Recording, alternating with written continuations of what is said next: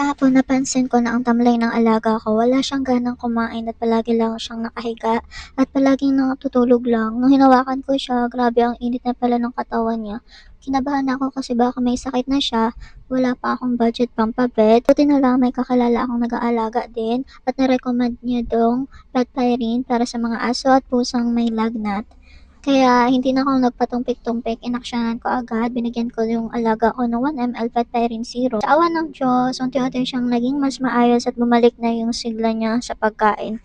So mamaya, bibigyan ko ulit siya ng another 1 ml para bumalik na yung kanyang sigla.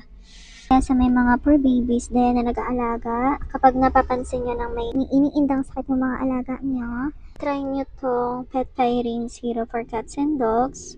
Malaking tulong to para maibsan ang lagnat at sakit ng mga paborito nating fur babies. Sa ating fur parent at gusto mo itong itry, ilalagay ko na lang yung link nito sa yellow basket.